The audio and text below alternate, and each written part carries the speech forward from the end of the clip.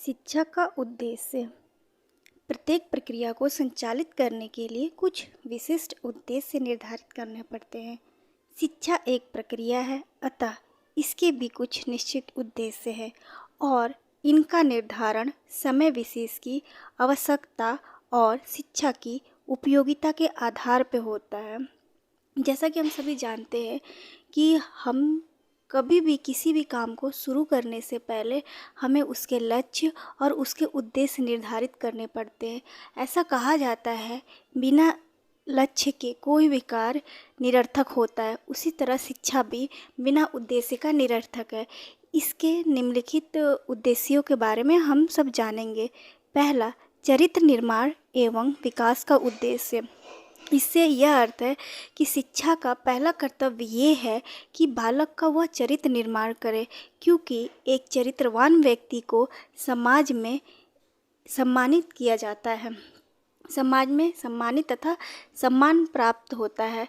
इसीलिए शिक्षा का एक विशेष उद्देश्य ये है कि बालक को, बच्चे को उसके चरित्र निर्माण और उसका विकास किया जाए। जीविकोपार्जन का उद्देश्य।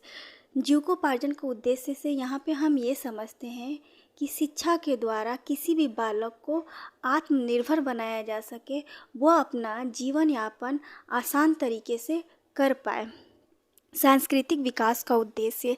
सांस्कृतिक विकास का उद्देश्य से हम समझते हैं, सबसे पहले हम लोग ये समझते हैं कि संस्कृति का मतलब क्या होता है। संस्कृति का मतलब ये होता है जो हमें एक पीढ़ी से दूसरी पीढ़ी तक विरासत के रूप में मिले। किसी भी बालक के अंदर सांस्कृतिक विकास बहुत ही ज़रूरी होता है एक सभ्य समाज के निर्माण में।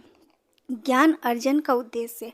ज्ञान अर्जन का उद्देश्य से हम यहाँ पे ये समझते हैं, एक बालक को जितना ज़्यादा हो सके उतना ज़्यादा ज्ञान दिया जाए, ताकि वह अपने ज्ञान का उपयोग अपने जीवन को सुयोग्य बनाने में कर सके। आत्म अनुभूति का उद्देश्य। आत्म अनुभूति का उद्देश्य से ये समझते हैं कि शिक्षा के द्वारा बालक के अंदर उसके विकास, उसके जो छुपे हुए गुण हैं उसको बाहर लाया जा सके। नागरिकता का उद्देश्य। नागरिकता का उद्देश्य से हम ये समझते हैं कि एक बालक को एक अच्छा नागरिक बनने के लिए उसे शिक्षा दिया जाए, ताकि एक अच्छा नागरिक ही एक देश के विकास में तथा उसके आने वाले भविष्य के निर्माण में सहायक बन सके। शारीरिक विकास का उद्देश्य। शारीरिक विकास का उद्देश्य हम ये समझते हैं, क्योंकि ऐसा माना जाता है एक स्वस्थ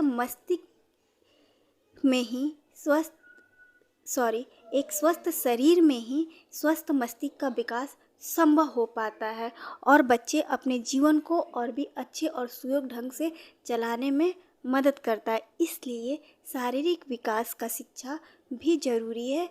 जैसे कि बच्चों को योगा सिखाया जाए, उसको आउटडोर गेम्स, इंडोर गेम्स ये सब सिखाया जाए। अवकाश का सदुपयोग। अवकाश का सदुपयोग का उद्देश्य भी बहुत ज़रूरी उद्देश्य है कि कोई भी व्यक्ति या बालक अपने खाली समय का उपयोग कैसे करे, इसकी भी शिक्षा देनी आवश्यक है।